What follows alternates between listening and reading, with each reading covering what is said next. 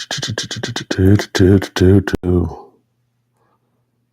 me see if I can go ahead and turn it down. All right. Oh, already got, let me see. Put it over. Pull it up. There we go. That looks a lot better. That actually looks pretty all right there. Oh, man. Whew. What a day, what a day, what a day, what a day, what a day. Hey, everybody, what's going on, man? Welcome to the live. Ain't nobody in here just yet, but I'm gonna let some people kind of roll in right now. I know Grim probably has a live going on right now. I believe I saw him when I was setting up everything. I think he has one that's rocking. I'm not gonna be in here long, man. Just like the title of the live says, just a tip. I'm not gonna be in here too long. Just wanted to come in, holler at my folks, man, see what the dealio was. I'm not gonna be doing lives this often most of the time, but I am doing them kind of frequently right now. But there is a method to the madness, and people will find out why soon. But for right now, just know there's a reason why I'm going live as much as I am right now. All right, Joe, what's going on in the building? Instead of the day, Carolina Herrera Virgin Mint. So, fragrancebuy.ca had to come in. I had been waiting. I put myself on a notification for it, and it came in. Was it like maybe 2 months ago? They had it in for a little bit, and I was like, okay, I'm gonna get it, and I put it in the basket for my haul, and I went back, man, and it was gone. Like, and that just tells me that when I see stuff like that, I need to go ahead and make sure I get it, because it may not be there by the time I get ready to go ahead and knock my haul out, man. So next time I will get the Virgin Mint. Hopefully, if it does pop back up in stock, I'll be able to get it, because it sounds like, just from the note breakdown, it should be right up my alley. We're talking about a mint fragrance, and you know me, love the mint fragrances. Definitely love the mint fragrances. Kicks, what's going on? What up, Gator? Set of the day. B.O. LOL. Been busy. Sometimes it's like that, man. Sometimes you just got to go natural and just go ahead and let everybody feel and let your natural pheromones permeate the room, you know? Let me see. Joel says my sit of the day tomorrow will be Rudd Ross Thai mango. I already smelled it in the air. Oh my God, mango smells. Hey man. So mango's great. I have been really kind of diving into some mango stuff, especially after I smelled God of Fire. I was like, oh, I got to get in it. So I ended up going with a lot of the clones and stuff like that. There's another mango that I smelled recently that I was on. I can't remember which one it was, but I was like, that's nice. That is really nice. But that one that you're talking about right now smells really, really good. Speaking of, I am actually going to get a chance to, speaking of fruits, I think on Tuesday or Wednesday, I'm like, you know what? I am just going to circumvent all of the testing and all that kind of stuff that I'm going to be doing. And I want a chance to actually get to wear Tulum Junglescape out in the wild a little bit. So that's going to be my scent of the day on Wednesday. But for the next couple of days, I'm really just testing. Like today, my scent of the day was, of course, Platine Blanc. I just did the review on Platine Blanc. Tomorrow's scent of the day is probably going to be Rare Reef, so I can go ahead and get that review out of the way as well. And then I decided that Memories of Summer is probably going to go into maturation for a couple of weeks. Probably will just to see what it's going to do, because it really is a little light in the ass, man. Let's see. They're speaking to each other. Will, what's going on? William Rodriguez in the building. Scent of the day, Imperial. Now, which Imperial are we talking about, Will? Because are we talking about a Bois Imperial? Are we talking about Electimus Imperial? Are we talking about Ravanzo Imperial? We got a lot of Imperials that we can deal with. A Creed Bois Imperial? Yeah. Let's see. It's apparently a better version of Wilhelm Mango Skin, stronger and lasts longer. So, okay, so it's Imperium? Gotcha. Okay, cool. Yeah, Imperium's good, man. I have the clone, of course, the inspired by, well, it's the inspired by with a slight little twist, but in all honesty, after about 10 minutes, they smell just alike. Mm, man, I did a video on this a couple of weeks back. The Bravonzo Imperial. I really like this. It's got this citric, powdery, musky nature that's just beautiful, man. Like, I feel like it's better for the spring than the summer. Um, Now, don't get me wrong. I think you can get away with it in the summer.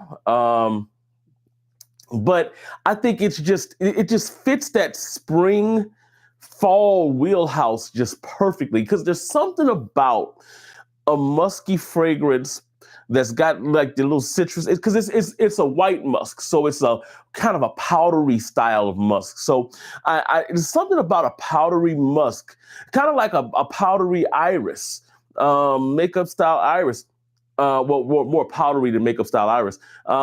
In the wind. It's something about being downwind to that when you have like a crisp day, like a fall day, that's just unmatched, man. So this is gonna get more wear for me probably in the fall than it did in the spring, even though I think it's a good spring scent. At least it's a good spring scent if you don't have a high humidity environment. If you have a high humidity environment, I don't know about this one as much. But I like it. I like it a lot. And I like the Electimus Imperium. Actually, I think that's a really good fragrance, man. Let's see. Electimus. Keith Griffey said, Will the Steel Rodriguez. Mango and passion fruit are my favorite fruity fragrance notes in 2025. Yeah, mango has really stepped it up. Mango has really stepped into the building. I think somebody asked on one of Ross's lives a while back, what did he think that the next big fragrance, fruity or fragrance note was gonna be? He was like, I don't know, really. And I was like, maybe fig, because a lot of people are dropping fig in their stuff right now. Passion fruit was really big this year. I think there's a little bit more to explore in that. I would not be surprised if we start seeing more of the like weird kind of fresher stuff like your watermelons, because a lot of my favorite fragrances that have dropped recently are utilizing watermelon. And if you look at something like a nitro red, where you have that watermelon, but it's kind of like a Jolly Rancher watermelon, which I love. Look, that was my thing back in the day. Jolly Rancher, watermelon Jolly Ranchers, that was my thing. So that actually doesn't not appeal to me, but I think we're going to be looking at with fragrances like Room 1015 Wave Child, which I love Wave Child. What's the other one? There's another one that's out there right now that's really good. And has a nice little watermelon note in there that's really nice. But I think that going into this next, like maybe year, we're going to start seeing watermelon as being a bigger one. I wouldn't be surprised if we start seeing strawberries, because nobody's used, with the exception of Aaron Terrence Hughes, there's not a lot of people that are using strawberry in their note breakdowns. So it'd be interesting to see somebody experiment with a little bit of strawberry. Hell, it might be me. I might try to get down in there and get into my fragrance bag and start creating some stuff. So, I would love to see a new derivative fragrance note, though, something that everybody's jumping on and is the next big thing.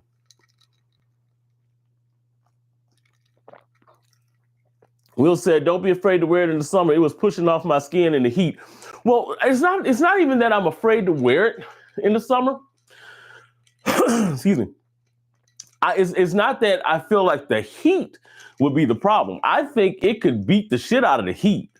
I don't think that's it. I think that I'm going to be beating motherfuckers' noses up because I'm got that powdery, musky essence going on. And while I'm beating the heat up and I'm feeling good, and I'm like, okay, yeah, this thing is performing, people around me might be like, oh man, that's a little bit cloying, man. Like they may not want to be standing in the line next to me, at the farmer's market.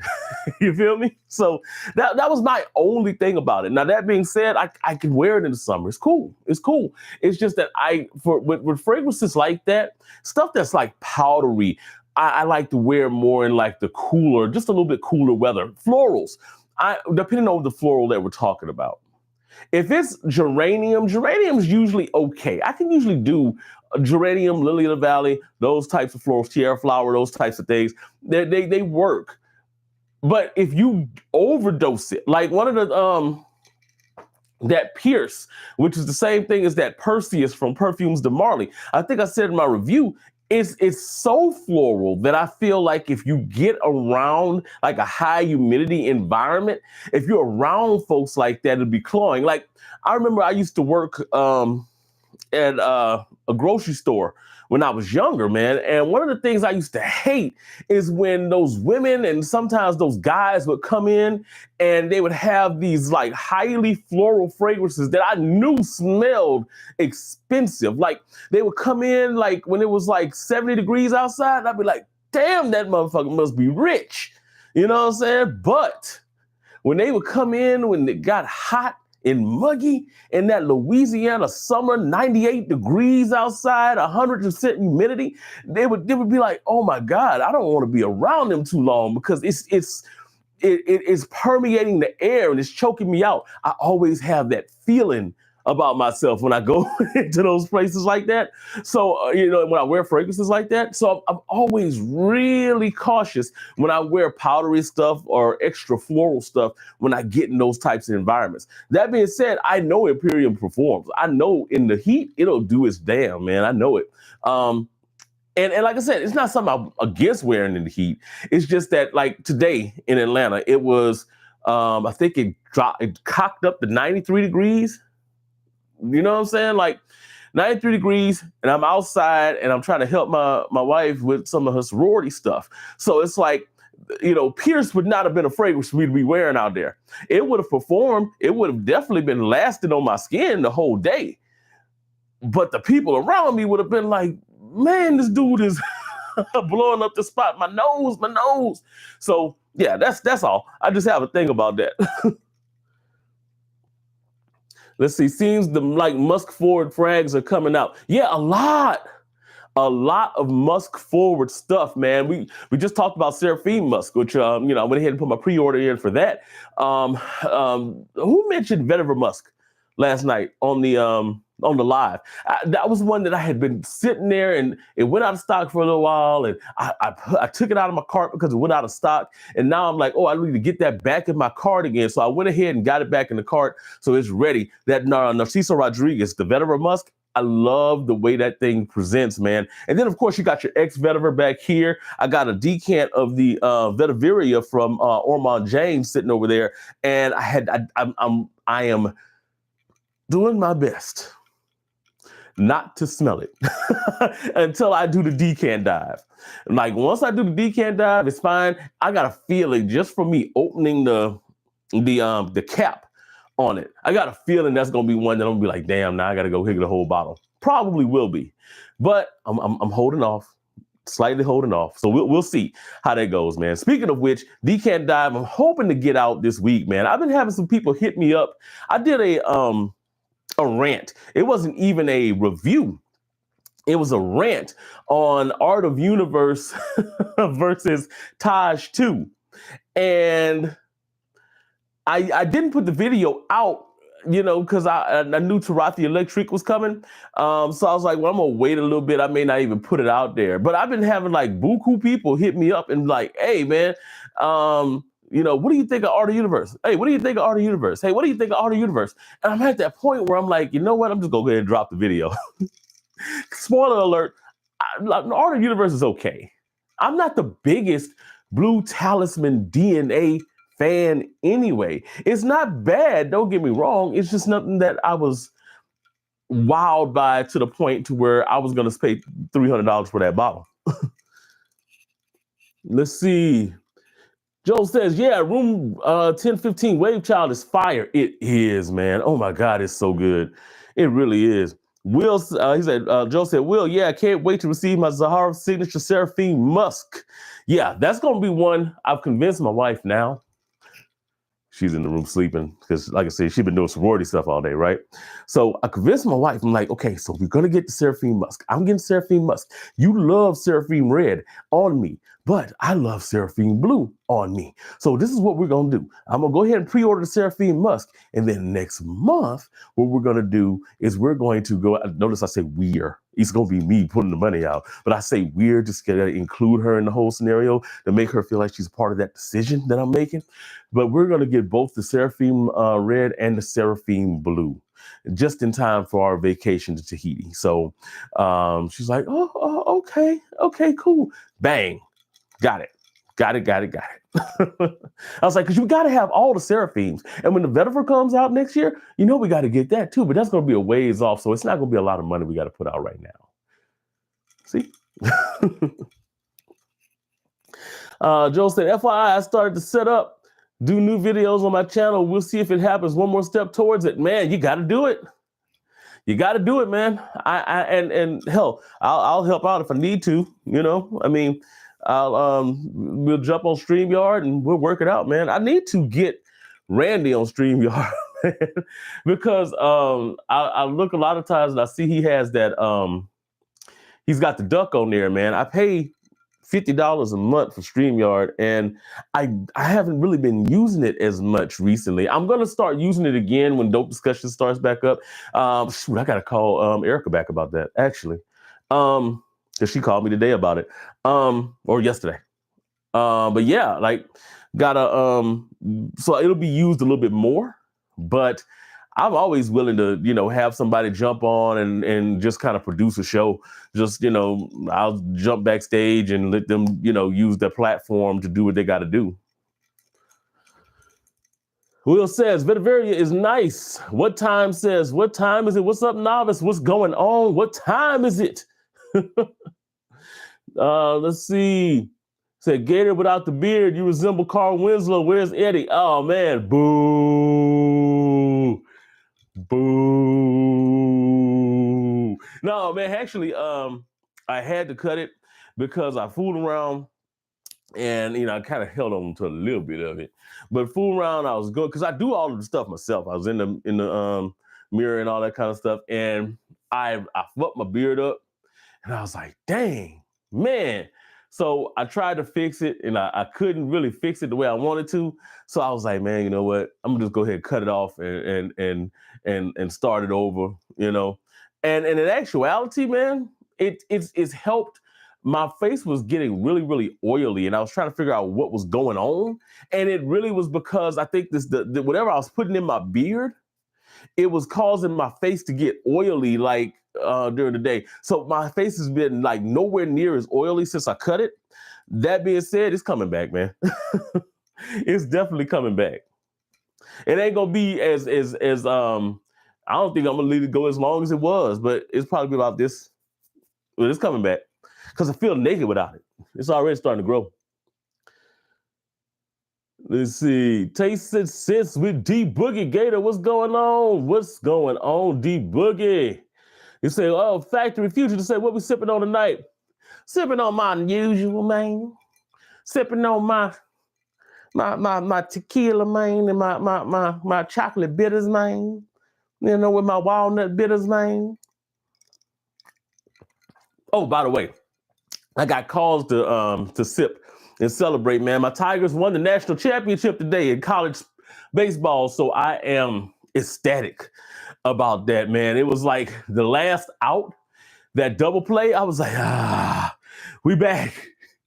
We back. So, man, I'm now we just need the football team to get off their ass. So we didn't have the baseball team win 2 natties in a row. The women's basketball team won a natty the year before last, and we're waiting on our every 6 years national championship in football. So yeah, waiting on that, man. All right, Mr. Clark, what is going on? Let me get back to the phone because when the chat start moving fast, I just got to get on the phone and do it. Let's see. Taste and Sister, I got that Rare Reef Aquawood and Cirque du Soleil ordered. Oh man, you got some bangers coming in, man. You got some bangers coming in. Hold on, I got to fix the mic. I'm gonna start putting the mic back on my shoulder. Like for real. Because when I move around, that chain starts doing the most. I like Rare Reef, man. I really like Rare Reef. Like I said, that's gonna be my center today, tomorrow, so I can go ahead and get the review done on it, and then I'll get to edit it in a little bit. Aquawood, you can never go wrong with Aquawood, man. Aquawood is such a nice, intriguing offering from Mancera, man, and great in the hot weather. Mr. Clark says, Gator and chat. Mr. Clark 30, what's happening, man? Senator today, Amber Oud, Aqua Dubai. Speaking of nice aqua scents for the heat, man, Aqua Dubai is a fresh monster, man. I tell people all the time, I get more compliments on Aqua Dubai than I've actually gotten on the Real Imagination. And it's because I don't think they smell that much alike. They're similar, they're adjacent scents, but they don't really smell that much alike, man. Like, especially when you're going into the dry down. But that's the reason I think that the Aqua Dubai gets so many compliments, is because instead of like that tea note and all that kind of stuff, Aqua Dubai goes with that petitgrain, and it gets a little bit more of like masculine, woody type of vibe, man. And it really does kind of amplify your swagger. Let's see. Smells good. What's going on, man? Senator today, Legend Blue. Another one you can't go wrong with. I was telling them on the chat last night, bro. Like, if I had to choose between Legend Blue and like cough, it's gonna be Legend Blue all day, because it's something about when you spray that thing on, the way the mint just lights you up, and you get, you know what I'm saying? It wakes you up, man. I love it. Will says Aquawood underrated in my opinion. I really like it. It's definitely underrated. A lot of people are talking about it now, but there was a moment when I first got Aquawood, nobody was talking about it, man. And matter of fact, the first person I actually heard talk about it was Dedrick. And people weren't talking about Aquawood. But I had been kind of gatekeeping that mug for a minute, man. So when I saw people were talking about it, I was like, oh man, next they're gonna be talking about Precious Oud, because that's the other Mancera that I was gatekeeping. Precious Oud and Kumquat Wood. It was a triumvirate of Manceras that I gatekept. Aquawood, Kumquat Wood, and then Precious Oud. Those are my three that I gatekept. They don't talk about Kumquat Wood or Precious Oud, but Aquawood got blown up, man. Let's see. Smells good, Clark. I'm going back through the chat. Let's see. Bro, every time I watch your stream, you got me ordering my woman took my visa. Man, look, let me tell you something. We was talking about this the other night too. It's sometimes, right, it's just gotta. I've memorized my payment information. That's all I'm gonna say. I've memorized my payment information.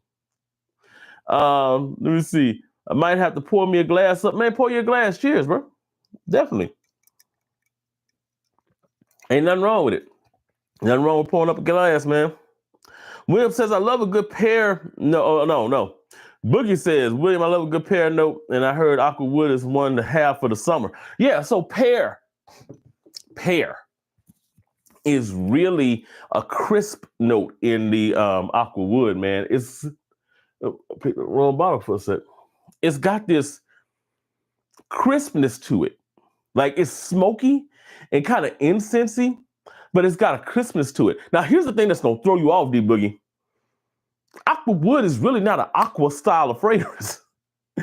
It's going to be surprisingly dry, right? When you smell it, it's crisp. It's not necessarily dry, but it's really, really crisp and smoky. So when you get it, you're like, okay, well, aqua and wood, you're expecting an aquatic, a woody aquatic, and it's neither. It's kind of more like a smoky, crispy style of fragrance, man, that works super well in the heat and has a beautiful pear at the top that adds to that crispness of it. It's gorgeous, man. Mancera does that from time to time. They'll name a fragrance and it don't be nothing near what they talking about. Aquawood, perfect example of that. The other example of that, of course, is silver blue, because there's nothing silver and nothing blue about this fragrance at all. Because all you're getting in this is basically just syrupy, caramelized fruit.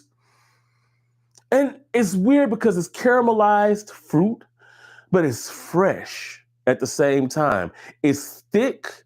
It's very much like sugary sweet, kind of like almost you would think it would be cloying because of that caramelized fruit style.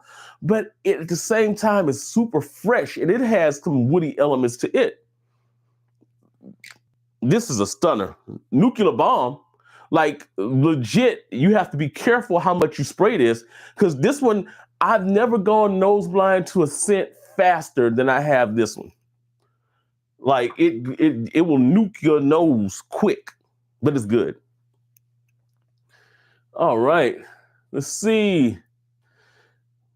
Real Joe. William Red Rodriguez says LSU undefeated through the CWS is crazy. Hell yeah.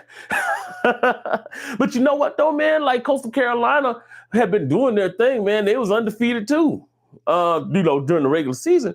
So it was just kind of like, people were like, okay, well, this is going to be a barn burner with these two. But LSU's bats, bro, it was just too.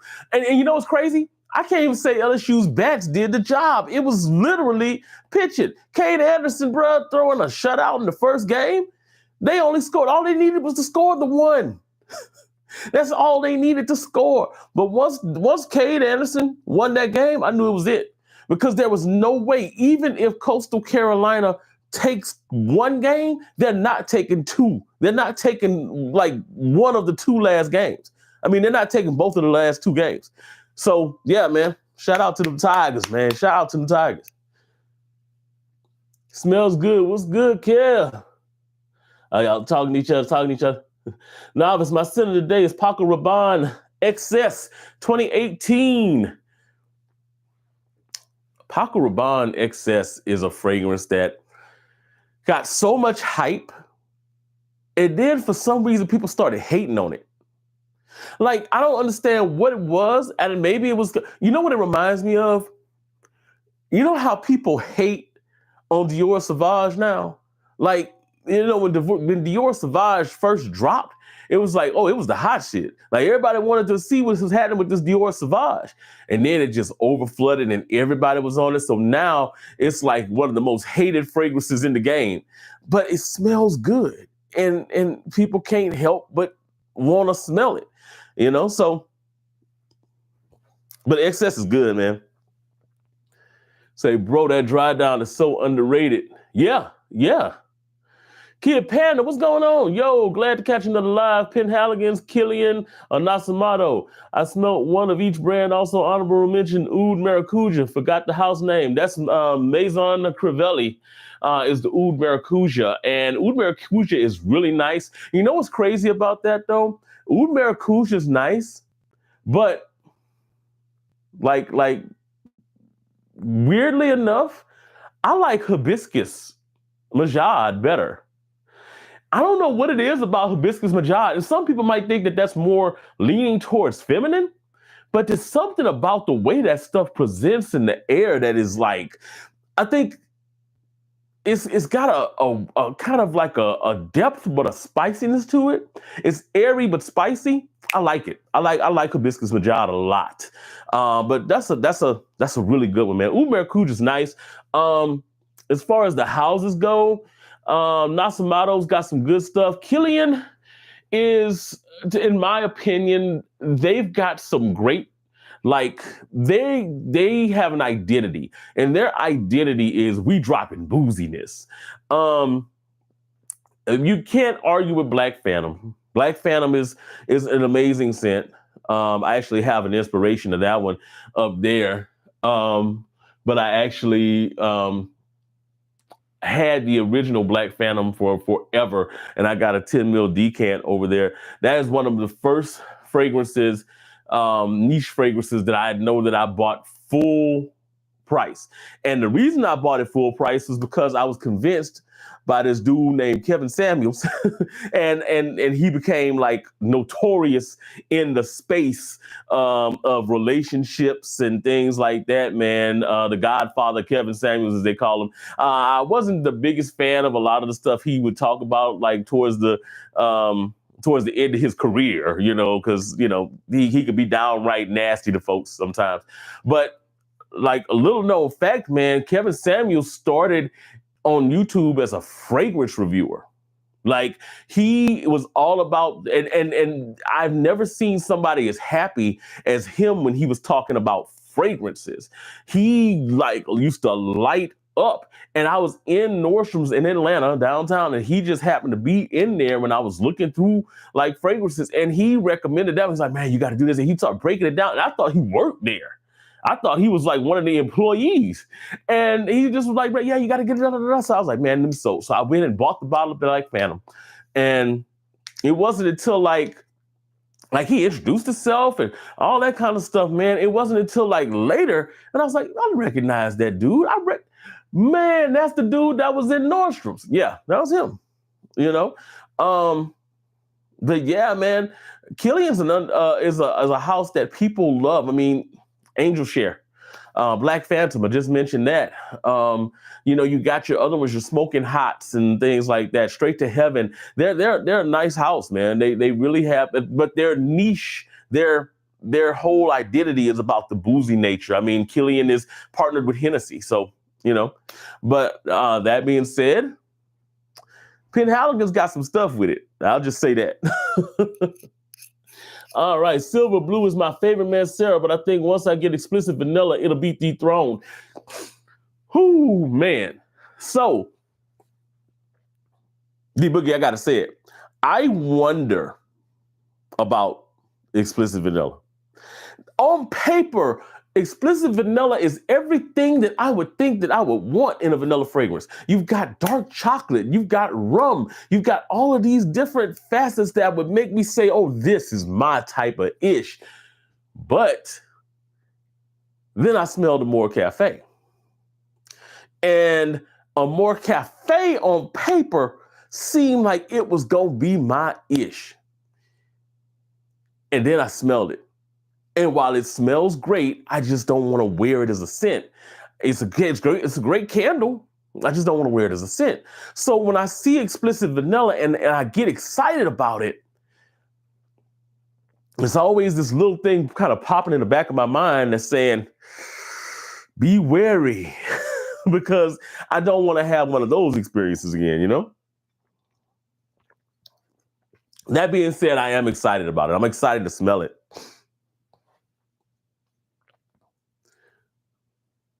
What Times the Travel says, KSRIP to go. Yes, he was a fragrance reviewer at first. Yeah, and I didn't even know. Like, that was before I was watching fragrance reviews on YouTube. Like, I found out about Kevin Samuels after. I found out about that aspect after I saw him, and I was like, where do I know this dude from? Oh, that was the dude that I ran into in Nordstrom. So, yeah, man. Real cool. I mean, real cool when it came to that type of stuff. Kid Patton says, do you know the house, African leather, gold bottles with beautiful pictures on the front of the bottle? Thoughts on them? You're talking about Memo Paris. Yeah, Memo Paris, yeah. So I like African leather. I think African leather is nice. They've got a new one that Cuba has been hyping, man. It's some kind of plum fragrance. And I got to get my nose on it, because if this is good, because Cuba loves his plums, and he tends to be very discriminatory with plum. So if this one if it's got him excited like that, then I definitely want to put my nose on it. But Memo's good. Memo's a nice house. I haven't smelled a whole lot from them aside from African leather and the there's another one that I smelled from them that was pretty decent. I can't remember the name of it. African rose is greater than African leather, in my opinion. Oh, so I can see that. I can see that because Memo, like those florals, the saffrons and roses and things like that, I could see Memo being a monster when it comes to that. So I could definitely see that. Yep, Abu Dhabi. That's the name of it. Abu Dhabi by Memo. That's it. That's it. Yeah, Abu Dhabi. I got to get my nose on that, man. What times it says, what's your favorite mancera, novice? Just one, bro. Bruh, so you gonna break my brain again. Because whenever I try to do this thought experiment, it's almost impossible because every time I try to pick a favorite mancera, another one just jumps out and says, what about me? So, I look back here and I'm like, okay, this ain't all my manceras because I got a bunch of them sitting right over here. Amberful is such a good fragrance. The utility behind it is stupid. The longevity behind it, the compliment factor, all of those things are amazing when it comes to this fragrance, man. But I don't know if it's the one that I pick. That's the scary part. Because that's gonna break my brain. I see it coming. It's gonna break my brain. Because then Fig Me Up is so good. Like I love Fig Me Up. Chiquitera is pretty good too, but Fig Me Up is amazing. I love Fig Me Up.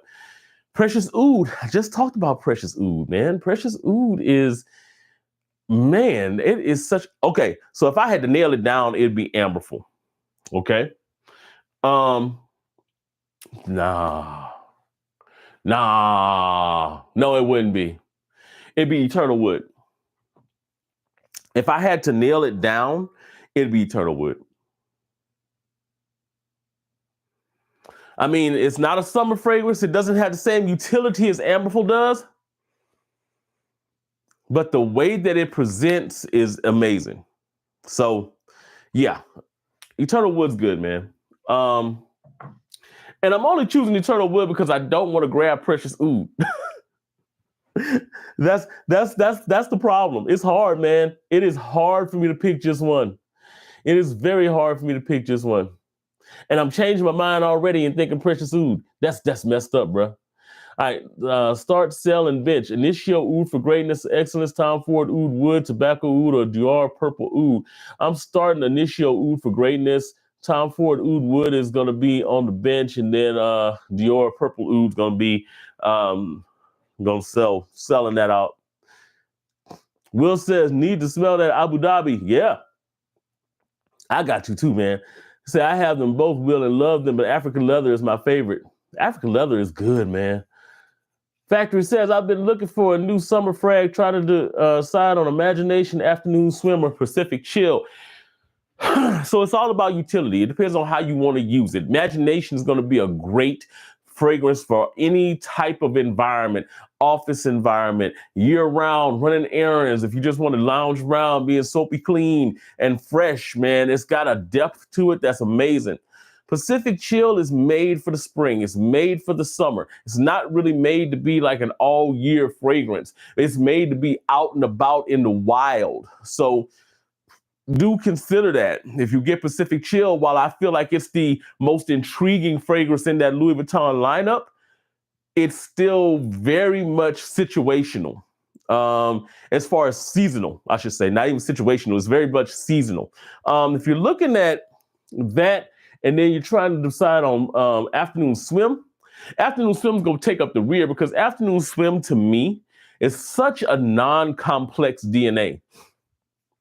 I really feel you could take a clone, any clone of that, and just be happy and not worry about getting the Afternoon Swim. Or again, get, where is it? Still Life in Rio. and be happy. Pay a quarter of what you're paying for afternoon swim and get a much more interesting and long-lasting fragrance with the coconut and the rum and all that kind of good stuff in there, with that bright yuzu and that juiciness that you would get in an afternoon swim, just amplified with some more depth and intrigue. So I would go Still Life in Rio if you're thinking afternoon swim. But if you're picking between those three, definitely go Imagination, because you're going to have more utility with that than you will with Pacific Chill. If you're just wanting something for the summer, Pacific Chill.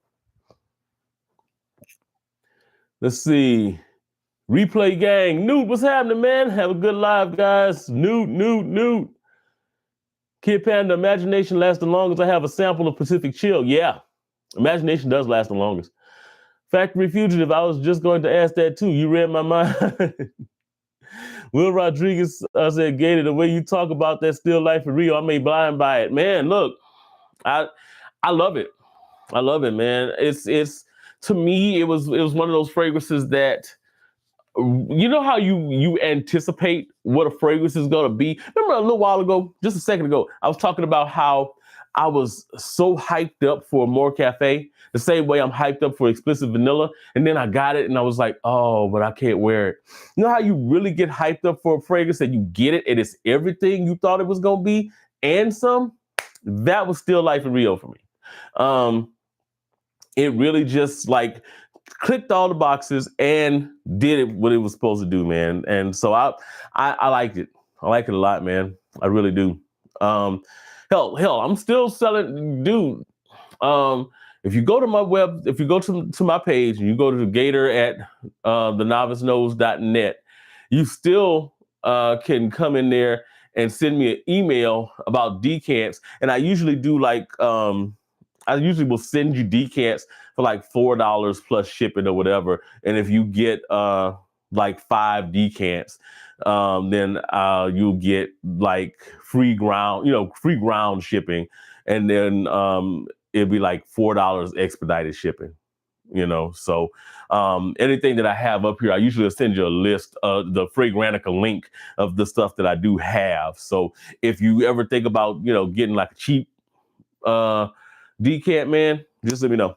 And I always recommend people get decants, and it's harder sometimes to get decants of clones or dupes or whatever you want to call them today. Sometimes it's a little bit more difficult, and it's not even really worth it.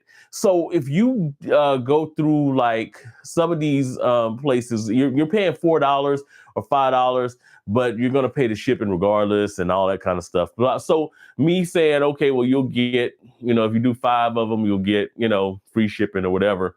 Hey, it works out, man. I don't be trying to tax people at all for them, but I be like, if I'm going to give them up, then, I do need to get something for shipping. So, yeah. Let me see. Racket Club. What's going on, man? Salute. Kid Patterson says, start, mention, sell, leather, tobacco, vetiver. Are we talking about fragrance notes? Because if we're talking about fragrance notes, I am going to start tobacco. I'm going to bench vetiver, and then I'm going to sell leather. That's what we do. All right. Will says, sounds like a plan. Racket Plus said, Gator, you got me wanting to check out that Platine Blanc, but wondering if it's similar to Sedley because I already have Mahir Legacy. So, soapbox time. Mahir Legacy, to me, is when people compare it to Sedley, I can see where the comparison goes. The problem with it, though, is that they are really different. Mahir Legacy is a very much overly peppered version of that DNA. And so it doesn't come across as smooth. It actually gives me more pepper than anything, man. So it doesn't, the original Sedley DNA is more of a smooth type of vibe. There's a fragrance that I got recently, and if you go on my channel, I compare the two. As a matter of fact, in my intro video, I'm showing the Mahir Legacy bottle and the Dominion bottle, right? So Luciano Dominion. This, to me, for the first 2 hours, well, first hour or so, is very much what Sedley is. As a matter of fact, it actually goes through the progression of Sedley when it goes into the dry down, when Sedley kind of gets into its more woody cedar kind of forward bag. It does that as well. Now, it comes on a lot quicker in Dominion. You go into that cedar and lavender blend, but it's so smooth, man. It's a lot smoother than what you get in Mahir Legacy.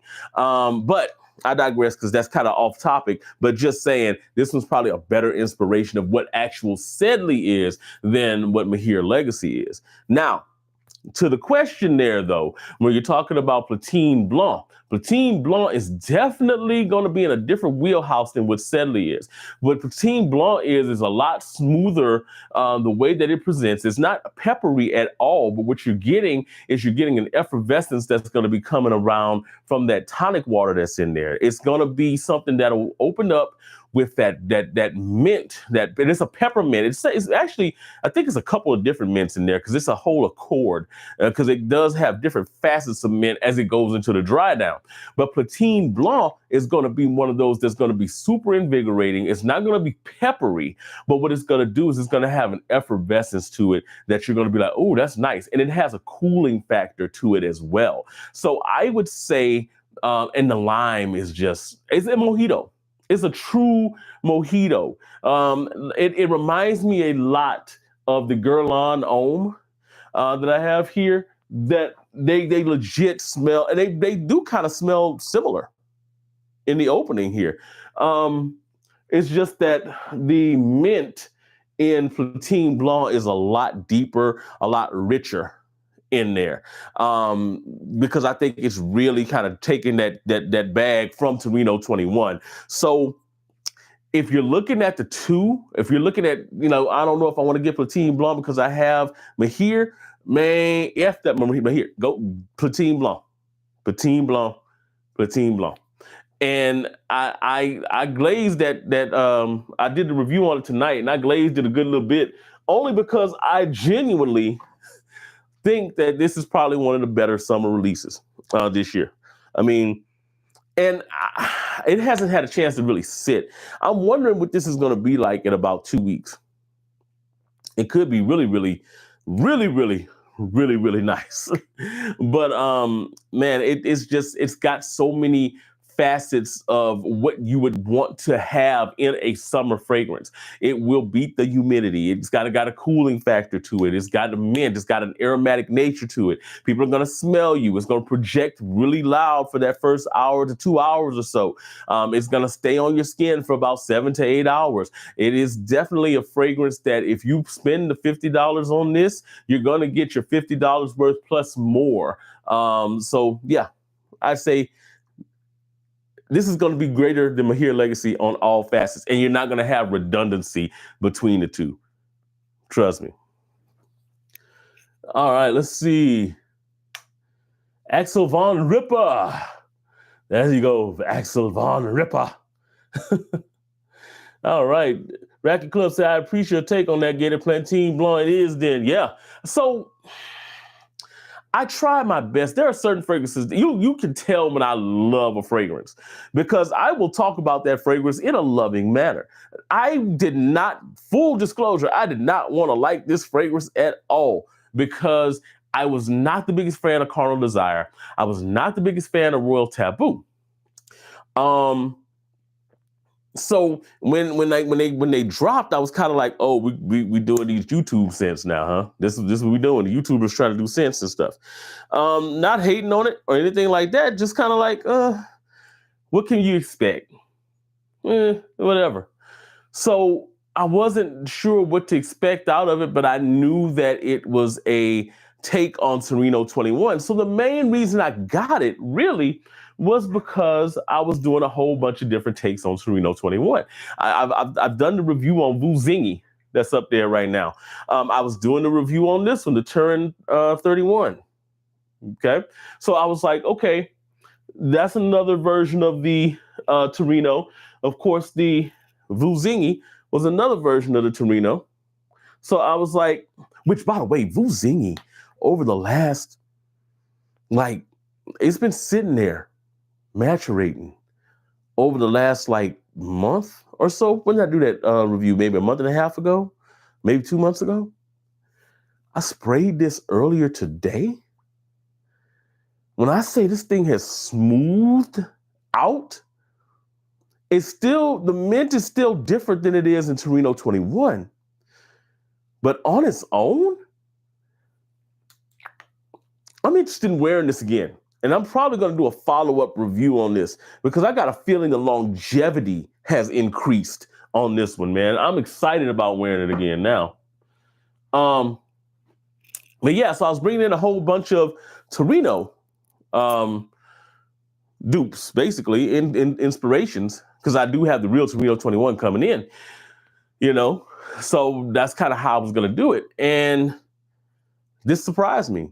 It really did surprise me. I liked it more than I wanted to like it, which is saying a lot. Let's see. Racket Club said, to hell with that Tahir legacy. Off with his head. Looking forward to the blue one from Aromatix, Frostbite. I mentioned it in the review tonight. Frostbite is one that I'm interested because I love blue fragrances. And from what he was talking about with the mango, hey, that's another one, Joe. We were talking about mango earlier. That's another one that apparently has like a mango in there. And I think he said green mango. When he said green mango, you know what I started thinking about?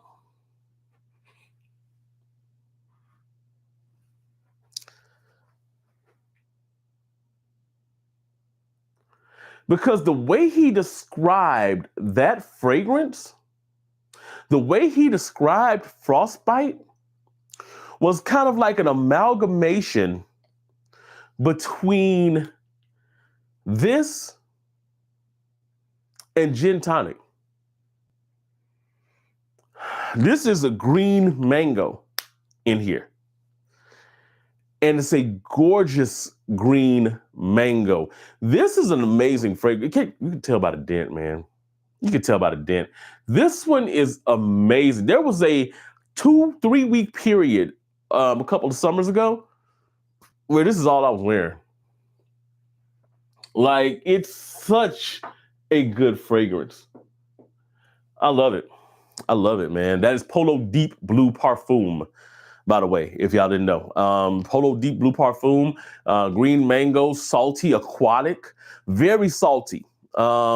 It's just, but it's such a good fragrance, man. Such a fresh, uplifting vibe on that fragrance. So that's one to look at if you guys, and it's fairly inexpensive too. If you could find it, usually find it for around $50. It is not a bad buy at all. As a matter of fact, longevity on that thing, man, goes probably around the 6 to 7 hour range. That might not seem like a lot, but it projects, and the sillage is stupid on that thing. You could catch sillage on that for like 5 to 6 hours in. It's awesome.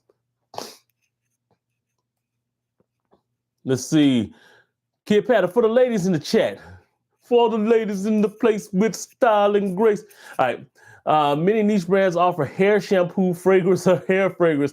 What would you recommend, or is that overkill, especially for us people of color, at least for our hair types? Okay, so I don't know if we got any ladies in the chat right now. This would be a good one for my girl, man. Tracy Lynette is amazing. If y'all have, so there's two ladies that I love to death, man, that come in here and they'll put their insightful wisdom in.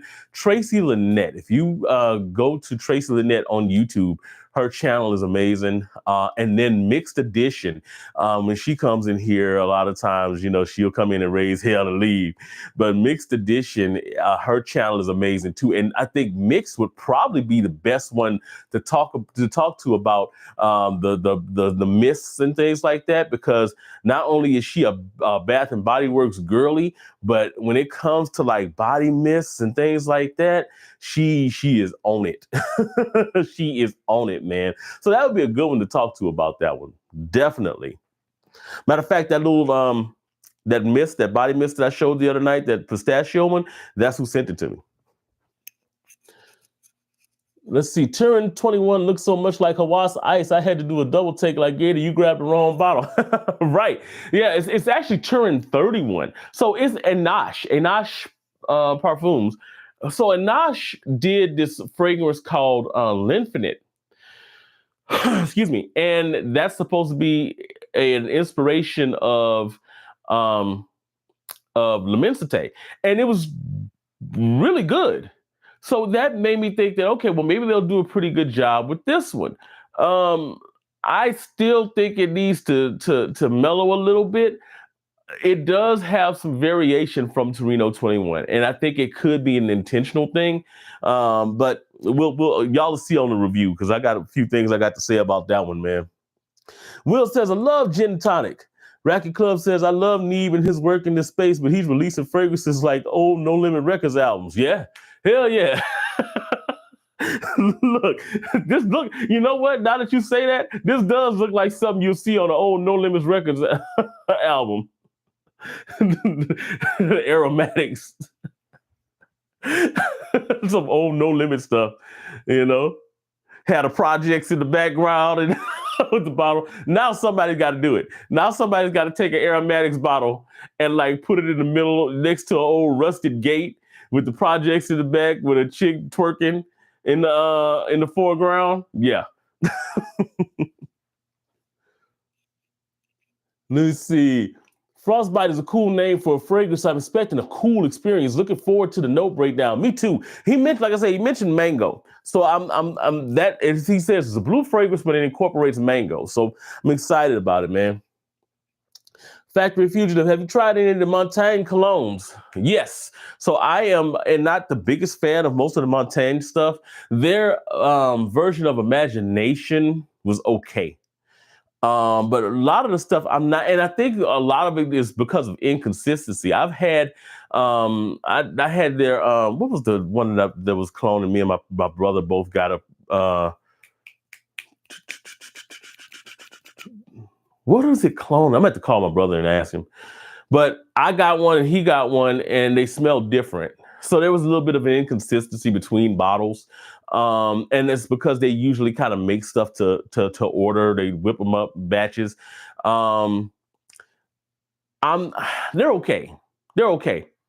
My biggest issue with them is that it starts off smelling like the fragrance, and then as it kind of goes on and progresses, it kind of deviates from the actual way that the fragrance smells. You know. Let's see. Lenny says, "I'm not a lady. I'm a Lenny." Evening, Lenny. Did you order the 9 p.m. Rebel? What up, Cologne? Yeah, Lenny. What's going on? He says, perhaps next month I have it in the cart. Say Master Neeb. Yeah, I know, right? Neeb the Shocker. William Rodriguez said, front of the bottle looks like old school 4-finger ring. It does. It really looks like you about to punch somebody in their shit. Like it's, I mean, it's cool. Don't get me wrong. It looks cool. It does. It's gaudy as hell, but it looks cool. You know, the most important part about this one though is the fragrance inside is a beast. So, you know, I can't say nothing about it, man. It's the fragrance inside warrants. He can do whatever he wants on the outside of it, man. The fragrance inside is nice, man. He say brass knuckles like the old days. Hell yeah, like like this one. And then this bottle is heavy too, man. Like it's literally this is like a faux marble type of thing, man. So you punch somebody in the head with this, bro, they gonna feel it. You put a big stamp aromatics on their forehead, call about unity. You know, like some old Dave Chappelle skit. Like for real. If you stamping aromatics on fools' heads, or you don't like Platine Blanc, pow. But man, I really like this, man. I think this it's a really nice fragrance, man. I am looking forward to Frostbite because of this. I'm thinking that it's going to make me kind of think about whether or not I really, because like I said, I didn't like the other two, but I'm not didn't like, they didn't wow me. This one wowed me. So yeah, man, I'm looking forward to experiencing a little bit more of that house, man, to see what French Avenue is going to do with that collaboration, man. Say Powell like Step Brothers, basically. When is Frostbite coming out? Excuse me. Believe it or not, I don't watch a lot of Neve's channel, but From what I saw him say, it's supposed to be sometime later this year. Now, hell, we're in June, so later this year is kind of like, just 6 months. So that's not really pinpointing it very much, but it's gonna be sometime later this year, man. And I'm excited about it. I'm excited about it. I want to see how that's gonna go, man. I really am. Oh, anybody that's in here, man, make sure you hit the like button, man. Make sure you hit that like button.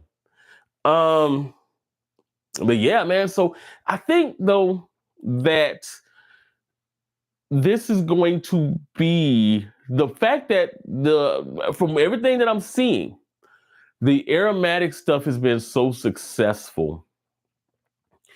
What I think is probably going to end up happening is you're going to see a bunch of creators, a bunch of people in the YouTube space that are going to be dropping fragrances. Like, there's already, so the women in the fragrance community have been doing it for a while. Sharita M, some of those other young ladies, they've been collabing with a lot of the perfume houses, and they've been getting fragrances done for a minute, or at least promoting certain fragrances. So it's cool to see some of the guys do it. Jen Sense has this Michael Mall stuff that he has. But outside of him, there hadn't really been a lot. Neeb's doing it. I guarantee you the next one to probably do it, in all honesty, is probably gonna be like a Cal Cologne. I see it probably being him. Now, of course, you got your Zare creator stuff. I mean, Ross over at TLTG, Justin Copeland, all of those guys, they've been kind of collaborating with the Zaharoff brand. But what I mean by, like, it's not like the same collaboration that Neeb has with French Avenue, where he's doing a whole line. I think you're going to see some of these creators actually drop whole lines, because doing an individual fragrance is cool, but doing whole lines is different. Like, Michelle, when she did what was the one that she had, curly fragrances. There's one that she had that was, a lot of YouTubers actually got a chance to smell.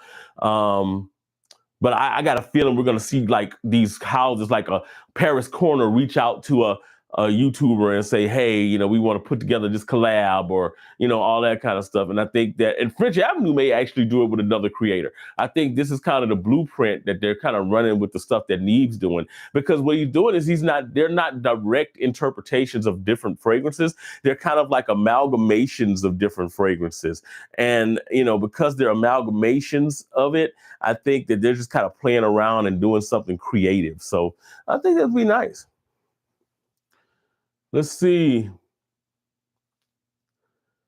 Let's say better not be wintertime if it's a blue freshie, right? But he said it's gonna be like an all year round scent, so that's possible. Said Kuba was just in Dubai, so I expect him to be coming out with a fragrance. So apparently Kuba's been approached multiple times about doing fragrances, and he has had some issues. I guess is the best way to say it. Like, he was approached, I think, for the Zare Creators thing, and he didn't do the fragrance, or, and somebody else approached him, but he didn't do the fragrance. So, and he explained it on his channel before. It's like, him just not having time to be sitting there dedicating to those things. And yeah, I mean, I get it. I definitely get it. He was like, he didn't want to just put his name on a fragrance either. So I get that too. Let's see. Watch Kuba's fragrance come out with a ton of plum in it. Hell yeah. And Kicks Griffey said, Cal Cologne already got one. Okay, whole line is another level. Yeah, that's what I'm thinking. Like, I know he's got one, and that's what makes me think that he's going to probably drop a whole. I think they're going to approach him about a whole line. Because one of the things that I've been noticing is that a lot of these creators, like the Cal Colognes, what's the other guy, the TJ Southsen, some of those guys, they've been heading over to Dubai a good bit. These brands have been really like courting them and like, giving them first class treatment and all that kind of stuff. Some of these guys, I don't even know if they really like fragrance that much. Like I know Cuba. I know he loves fragrance. If there was no money, if he didn't have any know-how of how to do anything technically on a channel, he would still be a fragrance nut. I don't know about everybody else. Like I don't know. Like just looking at it, some of them I feel like they are good producers of content, but not necessarily fragrance lovers, if that makes sense. Like if there was something else they could be doing to get the same type of traction, they would do that instead. Not pointing fingers and saying, oh, Cal Cologne don't like fragrance, or TJ don't like fragrance, or anything like that. But just and not talking to them specifically, but there's other people that you see in the space, and you're like, I don't know if you're really into this as much as you're into, making content. you know. What Time says, as long as those fragrance creators keep a good price range for the everyday working man, if not, their fragrances will flop. I really think that was part of the issue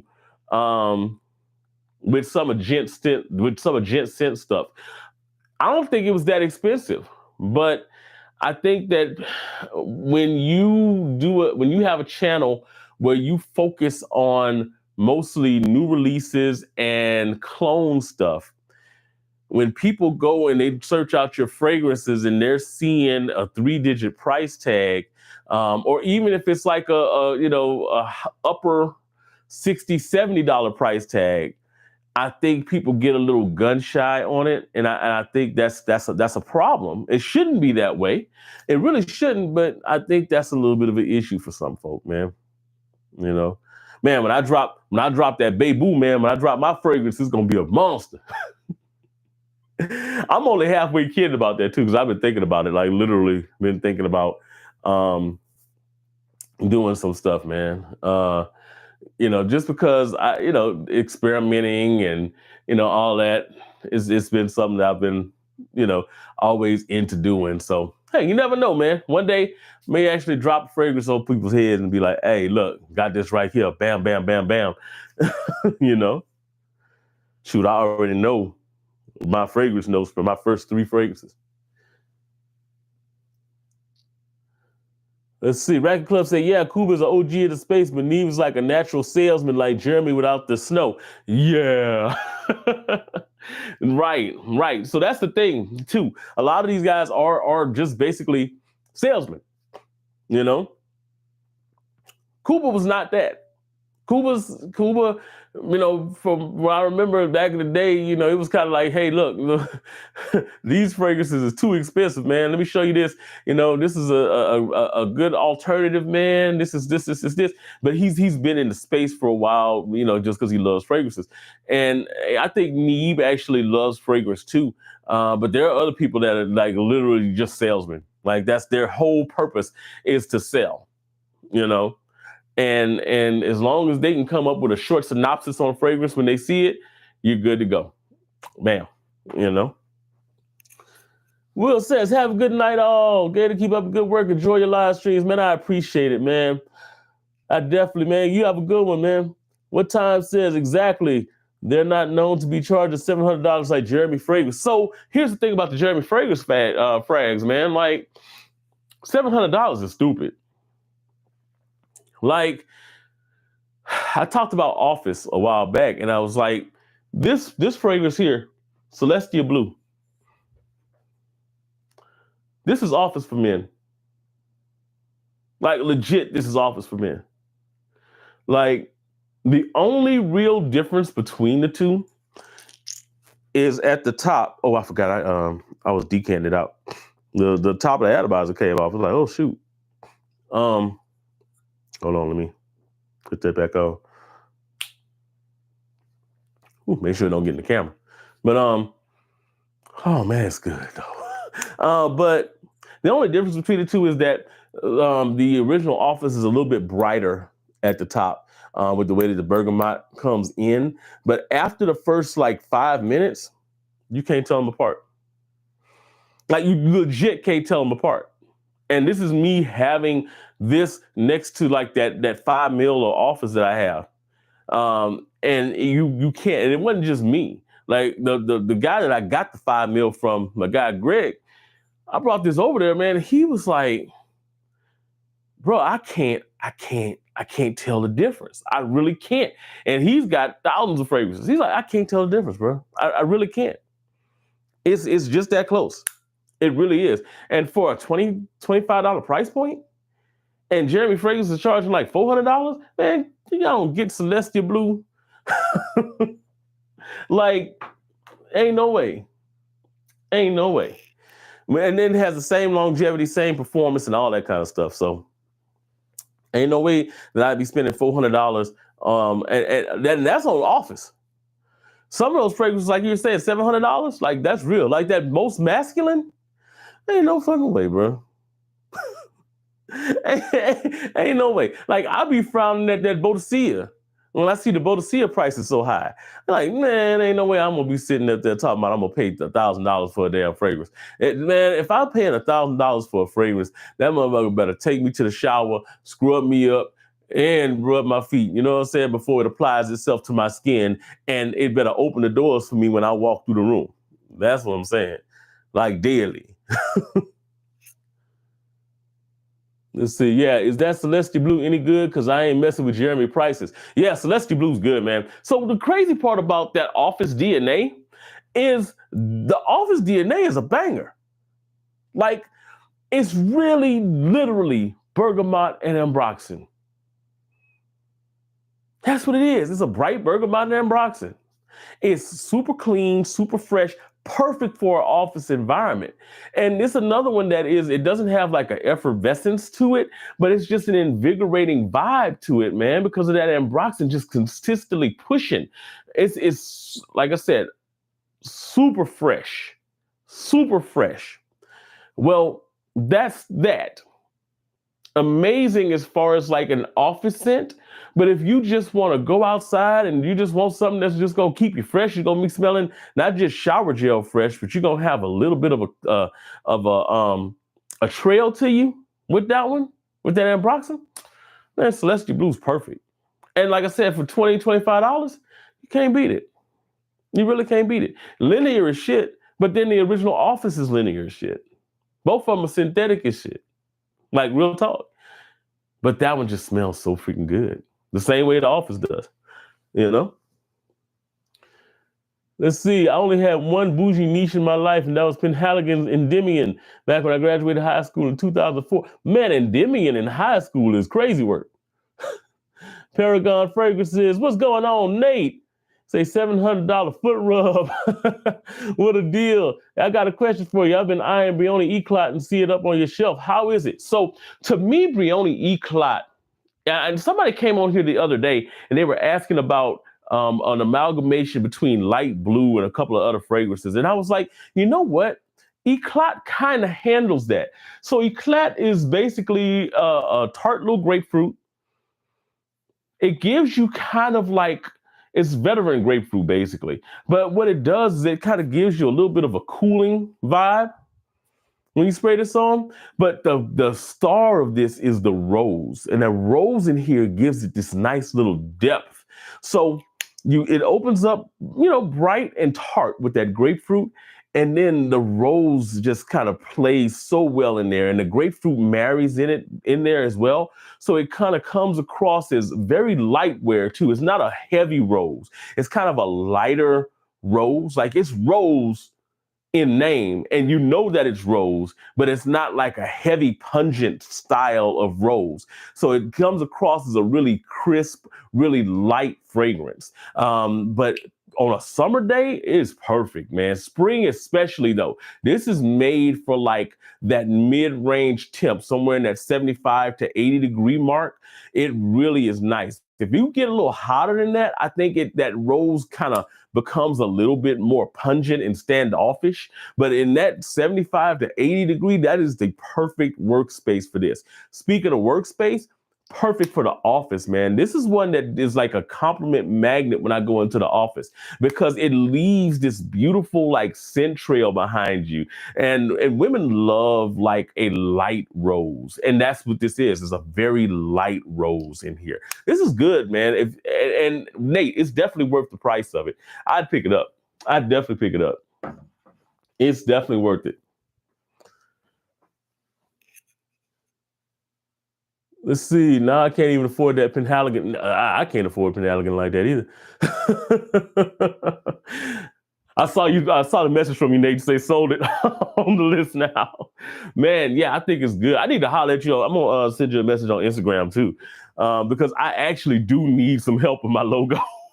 I've been trying to do my logo for the longest. I was like, okay, what am I doing here? What am I doing? So I'm completely lost when it comes to that. But yeah, I know that you did the one for Ross, and I'm like, I need some help in mine, man, because I got to figure out what the hell I'm doing with my logo first. Let's see. And let me see. Okay, there we go. Said, didn't Alberto Morales construct office? Did he? I think you're right. I think you're right. I mean, a Google search would actually answer that question, but I believe that you're right. I think you are because it was a collaboration with Fragrance One that he. I think you're right. I think he did that whole line because it was Office, it was Date, if I'm not mistaken, and another one.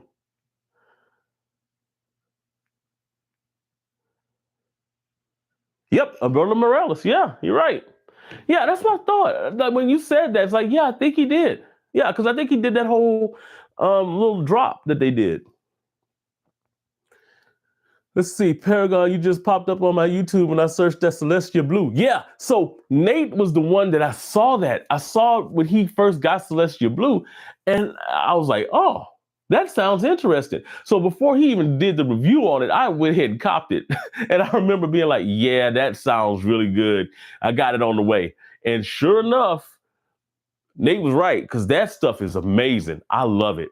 I love that fragrance. Say, damn, novice, what fragrances you don't have? Awesome collection. I'm jealous. You know what? I got a lot of fragrances that I need to get. A lot of them that I need to get. You say it's Toy Boy Rose? Yeah, Toy Boy is rose, but it's more of a floral style of rose. Like the Brioni Eclat is a lighter form of rose. Like it's rose in name, but it's light, it's crisp, it's airy. Toy Boy to me has more of a pungent style of rose that doesn't work very well in like heat and stuff. But a lot of people use Toy Boy for like classier vibes, man, like more tuxedo wear. And it's good for that. It really is. Let's see. You say, let's do it. Send me some ideas. I definitely will. I definitely will. Paragon say, yes, he did. Yes, Nate, I definitely did. I was like, man, that sounds like it's going to be good. You say, that's why it smells so damn good. Yeah. Yeah. Yeah, definitely, man. Definitely. Alberto Morales, when he puts his nose on something, when he really puts his foot in it, he puts his foot in it, man. And it's good. It's really, really good. Now I'm starting to think about it though. I wonder if they're going to do, they did so well with Celestia Blue. There's a couple of different Celestias. There's a Celestia Blue, there's a Celestia Brown. I'm wondering what some of those other ones are like. Like, I wonder how good they are. Now I'm gonna have to get them. You say, what kind of rose is it? I'm a horticulturist by trade. I smelled a lot. I don't know. I don't know what kind of rose is in there. I don't think it's like a Bulgarian rose. It's definitely not like a darker rose here. And I'm going to check for Fragrantica and see if they've actually listed the type of rose on Eclat. They may. Let's see. Nah, it just says rose. It doesn't really say what kind. Usually when they say rose, a lot of times they're just talking about they're just using like a standard fragrance oil, the drier version. Usually if it's like one of the more like the watery ones, they'll say Bulgarian or, say something like that. Or if it's a darker one, they'll kind of name it by name. But if it's just rose, they just be like, yeah, rose. They just be like, it's rose. A horticulturist is actually pretty cool. That sounds like actually a pretty cool little. I told my my wife, I was like, yeah, I used to be a horticulturist in a former life. I got a feeling. Because whenever she gets roses, I'm the one who does all the trimming and all of the, stuff. I'm the one who tends the gardens and, all that kind of stuff. So, I'm the one with the green thumb. And so, yeah, I was like, yeah, I'm probably the one. And I take care in arranging the flowers and doing all that kind of stuff. So, yeah. Racket Club said, Gator, out here in Brazil, they have their own fragrance companies called Nature. Okay. Oboticerio. Okay. And they use the same famous perfumers as the designer from Office, YSL, Lenouille, and etc. Oboticerio is a company that I got to get more acquainted with. I had Malbec Black from them, right? Malbec Black is basically Bulgarian Man in Black, but it has kind of they use real wine barrels in their fragrances. So when they're curing their fragrances and letting them macerate, they're macerating them in wine barrels. So all of their fragrances have this real pungent red wine kind of like pumping into the back of them. And that's what that Malbec Black is. It's like Bulgarian Man in Black, but it's got like this like underlying like red wine in there. And it's really nice. Don't get me wrong. Super nice. But that's not the one that I really want. The one that I want is a fragrance called Oboticerio Dark Mint. Okay. So the dark mint or black mint, I believe it's dark mint. It has all of the fragrance notes that I feel like I just want in a mint fragrance. Like everything that I want, but I can't find it stateside. I can't find it stateside, and that sucks. Axel says, red wine make you feel so fine. Racket Club said, yes, Malbec is fire. Yeah, it is, man. All of them. Malbec Blue's good. The regular Malbec one is. Malbec Black is one I like a lot too, man. But like that dark mint, I can't find it nowhere. Well, no, that's not true. Amazon does have it, they say, and they have it at like $100. But when you try to order it, it puts the lead time out like 6 weeks. So I'm like, okay, well, why is the lead time so long? That makes no sense to me whatsoever. But yeah, man, like it say, yep. Malbec Ultra Blue is made by the perfumer of Acqua di Gio and have that red wine accord. Yes. All of them smell really nice. They do. Now, the Malbec Blue doesn't last very long, though, on my skin. Malbec Black didn't last that long either. Malbec Black took a while to macerate. And once it did macerate, it lasted a little bit. It's also a very subtle like presence on skin. Like you'll spray that one on skin, and if you you smell your skin, you're not gonna smell it, right? But later, as you're walking around, it's like it just wafts. So you either are going nose blind to it, or the way that the chemicals are kind of set up in that, the oils are set up, they just don't like project, but you've got an amazing sillage going on in the background of it. And I think that's more of what it is, because when you're around, like I say, you can just spray it on and not even smell it. It doesn't smell strong, at least on your skin. But as you're moving around, you're getting these like monster pops of it that'll just like waft into your face. And you're like, damn, I still got it on, I guess. It said it's about $40 here. I told you that Brazil and USA have a horrible relationship. Yeah, apparently. Say that's interesting. I never smelled a fragrance with a red wine note. It is very interesting. It's very interesting to smell it because it is unique. Like you don't see fragrances keep a wine note in there, and it's such a underpinning nuance in the fragrance. Like it's almost like the red wine is there and it's the baseline of everything that that fragrance does. So you're smelling everything that's on top, but in the background, well, I'll say it's in the background of everything it does. It's like you're smelling the fragrance is beautiful, it's doing this progression, but in the background, you've got this boozy wine vibe. Like it's almost like you have a fragrance and you spill some wine on the table, on the middle of that fragrance. That's kind of what it is, and it's nice though. It really is nice. And say if the notes only say rose, they use three roses: Rosa Giaca, Centrifolia, and the Damascena rose or the Damask rose. Yeah, yeah. 1 million elixir uses damask. Oh, nice. See, we be learning stuff around here. We be learning stuff. I'm telling you, that's actually pretty cool, man. Malbec Noir is amazing. Yeah, Malbec Noir is good.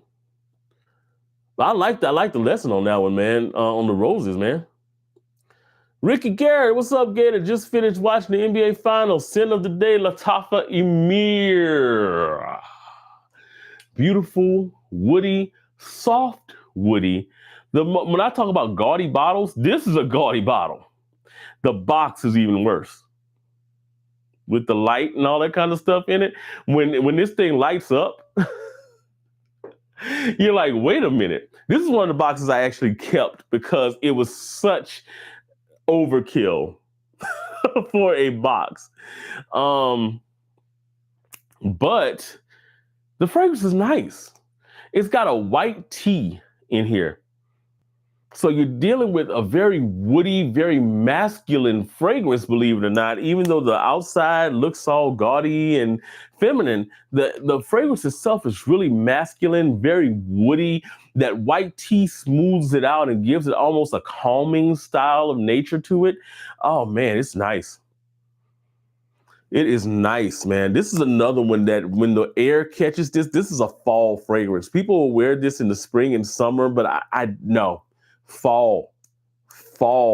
When the wind catches this, there's something about that way that the woods in here project that it's a soft but sweet style of wood, not sugary sweet, but it has kind of this kind of resinous sweetness to it. Man, you talk about amazing in the air. Gorgeous fragrance. Gorgeous. Let's see. He said, oh man, that's even bad for Lattafa. Yeah. Yeah. Smells good. Say, yeah, I still have that Amir box. Crazy presentation. It is, they did the most. They really did the most with that presentation. They really did the most, man. Like to have the lights and the velvet and all that kind of stuff inside the box. It's like, really? What are we doing here? Yeah, Amir smells. Yeah, Amir is awesome, man. Ricky Garrett said, Amir in the box looks like a stripper coming to the stage. Yeah, it definitely does. It looks like you in the velvet room. It really does look like you in the velvet room. Hold on, man. I gotta see because I I know I have this box. I know I gotta have this box in here somewhere. Let me check and see if I got the box. I'm literally moving, walking out in the middle of the stream here. Y'all probably hear me, but going through the closets and all that kind of stuff to see if I can find the box for it here. Yep, I got it. So the box for this thing is stupid, man. Yeah. So interestingly enough, how's it? Where's it at? There we go. I feel like I need to put the fragrance in here. But yeah, so it opens up. Let me put it in here right quick. So when you first get it, you get the box, right? Then you open the thing up, and it literally is sitting in there like like it's in the velvet room. Like it's legit in the velvet room. You know? I mean, it's very interesting presentation, man. Very interesting. Very much so. The velvet and the lights and all that kind of stuff. You would think it's a feminine fragrance just from all the stuff they do with it, but at the same time, masculine as hell. Very nice fragrance, man. Very nice. Is it summer friendly? You could wear it in the summer. I don't think you should. I think it's better. I really think it's better as a fall fragrance. You could get it in the early spring. I think cool air does this thing very well. I just don't think that. I mean, you could wear it in the summer. It's just a nice woody fragrance. It's not overly floral, so you can get away with it. But I think that while you can wear it in the summer, it's probably better as a fall fragrance. You said we got to see it now. Yeah, I had to get it, man. Stripper in the box. Yep, Magic City box. You said, are those lights at the top unreal? Yeah. Yeah, those are lights. It is lit inside the box. When you first get the box, when I first opened it, I was like, what the hell?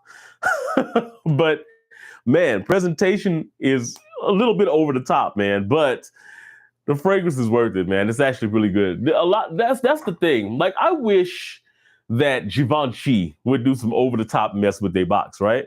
Louis Vuitton.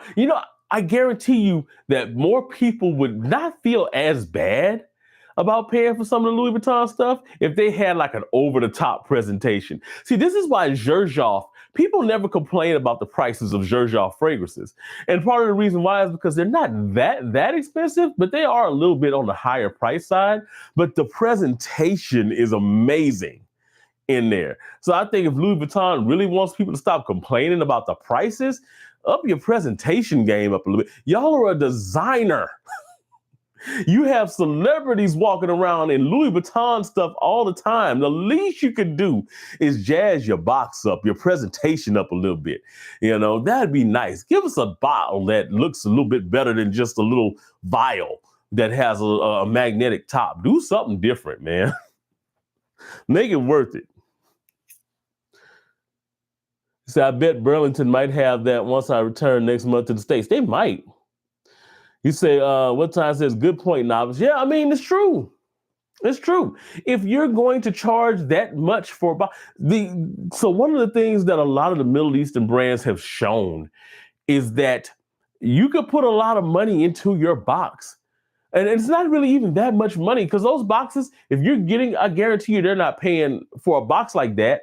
It may look expensive, but that fragrance was still $30. So I guarantee it's probably like $35, $40 now, but I guarantee you that only maybe $5 of that went into the box. You mean to tell me that the markup for that $100 fragrance that Louis Vuitton is charging $400 for doesn't warrant them putting it in a whole like presentation and all that kind of stuff? Man, come on. If Lattafa can do it, you can do it. Like, it's just that simple. If Xerjoff can do it, you can do it. I mean, just a little something simpler than a can that you open up and, hey, you got a fragrance in here. Nice. No, do something that, put some lights on that mother. You know what I'm saying? Open up the box or open up the little thing and the lights are shining down on it. And, they got folks dancing in there, or it opens up and it plays some music, plays Cardi B when you open it, or do something, You say, speaking of Lattafa, you smelled Atlas. That shit is nuclear. I couldn't handle it. The most insane fragrance I ever smelled. Atlas is such a weird bird, bro. Because when I did the review on this one, I was like, man, I'm probably never going to wear this fragrance. So, quick story. God, man. So this is inspired by Megamar from Otto Parisi's Megamar.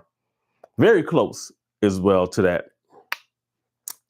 When I first sprayed this fragrance, I had no clue that it was nuclear. No clue.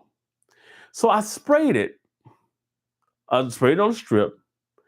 My wife was like, that's strong. It smells old. I was like, yeah, it's like it smells like some old school stuff.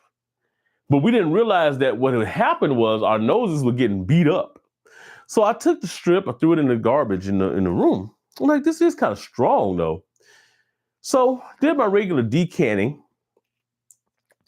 And when I say I walked in the restroom, that strip was like the whole room was like booming. I was like, uh-oh. But I was like, it's not that big a deal. I put it on skin. That was a mistake because I was like, this is not necessary. This is not necessary. So I took about a month after I got it to actually do the wearings and everything for the review, because I was like, it took 2 weeks for this to get out of the bathroom, and I only sprayed it in the trash can and some in the sink. And it still took that long. And I cleaned the sink with all my might. God damn it, I did. So I was like, it's too strong. So I did wear it. And when I wore it, I liked it. But it was very much one of those things that I was like, this is very situational. This is not something that I'm going to wear, inside anywhere. This is going to be, I'm going to a game or something, because this is too aquatic. This is not even aquatic, it's oceanic. Like, this is something I don't want to wear to the beach. Why do I want to bring the ocean to the ocean? Doesn't make any sense. This is something that I would wear to a game or something like that. Or, if I know I'm going to be outside, moving around, running errands, and it'll only be like a 2 spray type of scenario, maybe 3. It's strong. It is nuclear. And it is one that I don't even like to spray in my room, because when I spray it, you see that I've got 2 of these air purifiers. When I spray it, even with the air purifiers, it takes probably about a day to clear it. Like, most of the time, most of the fragrances I spray in here, once I turn the air purifiers on, they're usually gone. The fragrance is gone. No matter how many times I spray it, it's usually gone within an hour, at least. It takes a whole day with this. That's how strong it is. It's not a bad fragrance. Don't get me wrong. Just way too strong. Way too strong. That's why I have it back here, because I know I'm not going to be reaching for it a whole lot. Not going to be reaching for it a whole lot, man. He said, I can't do it. Yeah, I know, right? Damn, is it that strong? It's strong. He said, I did a sample spray. The scent was in my office for 3 weeks. Yeah. Ricky Garrett says, how does Platine Blanc compare to Vuzingi? Yeah, I was talking about that earlier. So here's the thing with the two.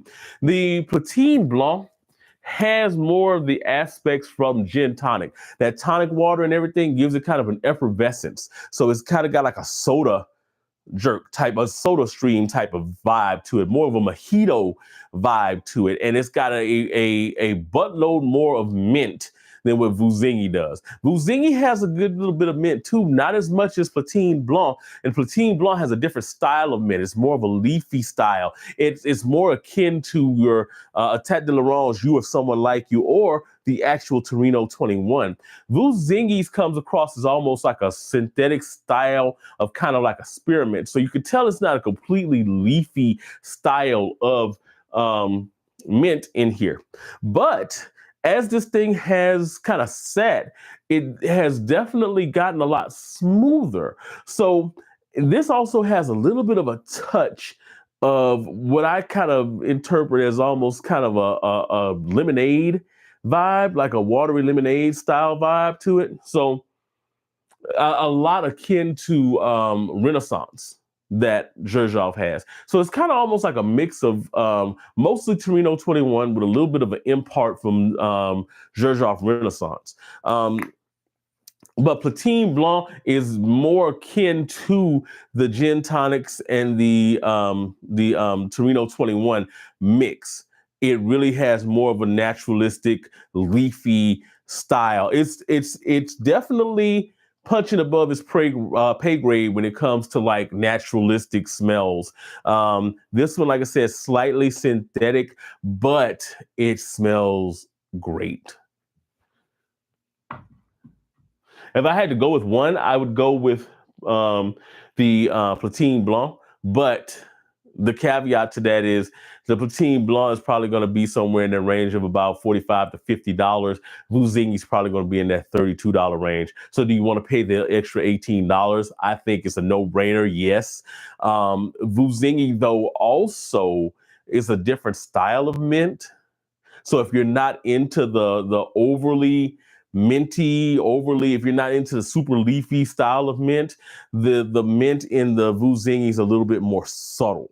So if you want more subtle mint and it's going to be a little bit smoother, then maybe go Vuzingi. It says zingy, and you're thinking, oh, it's zingy, but it's not as zingy as what is advertised.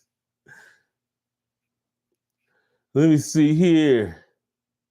Oh, that was the last one on that one, man. I am about to get out of here, man, because the wifey is up and I'm about to go ahead and get this dinner going so I can wake up in the morning and get to it, man. Let me get a couple questions here. Factory Fusion said, I've been searching for a fragrance that smells like after a long rainstorm and vegetation. Le Labo Bergamonte does the vegetative part well, but misses the rain. Petrichor. And that's really what it's about. It's about that rain, that watery essence that you catch after a rain comes through. I have a fragrance right now that I'm doing testing on that kind of answers that whole cry on that one, which is this. This is Kelly and Jones Mezcal Azul. This uses creosote. So it's actually from the creosote flower.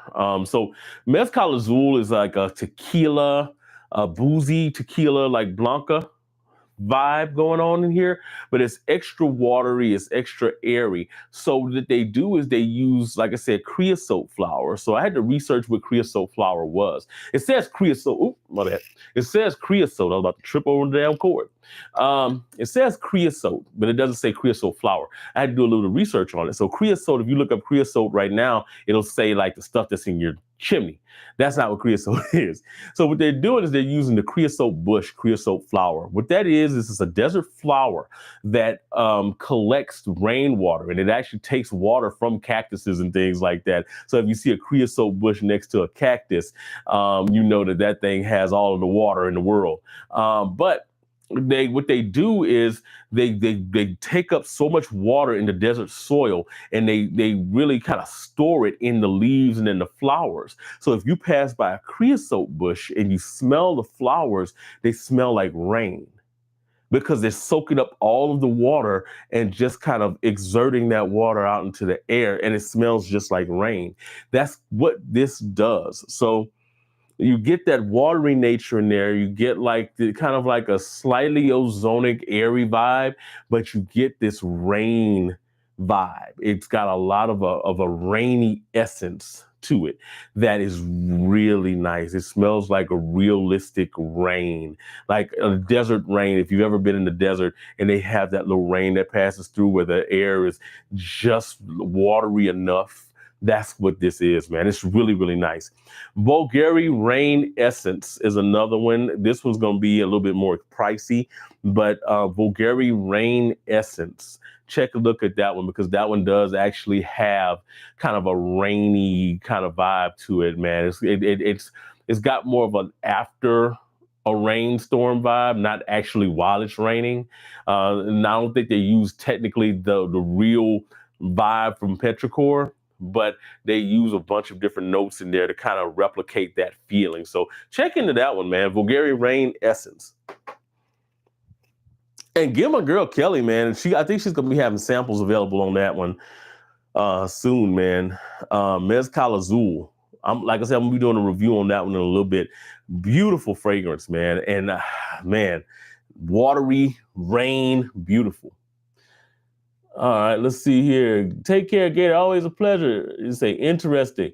The Factory Future said that sounds perfect. Said, it really does, man. It's nice, and like I said, it's got that Blanca tequila in there, so it's boozy too at the same time, man. Kelly and Jones, she does a lot of like alcohol-based scents. She does one a line that kind of is based on wine pairings. This one is the tequila one. You've got a mezcal anejo, which is one of my favorites, which has like a realistic peach note in there, man. It's gorgeous. They got the mezcal azul, mezcal roja, which has kind of like a cacao in there with a boozy underbase. Beautiful in the air, man. But she does a bunch of those different fragrances, and that's one of them. That's one of the newer ones that she's got, and I'm gonna be doing some testing on that one. So I'm interested in getting getting that one done. But I'm out of here, guys. Make sure you hit the like button before you get out of here, man. I'm about to go ahead and get wife together and get it together for the night. I will see you guys later, and as always, remember, whatever you're doing, however you're doing it, make sure you make today the best day ever on purpose. Peace out. Oh, and go Tigers.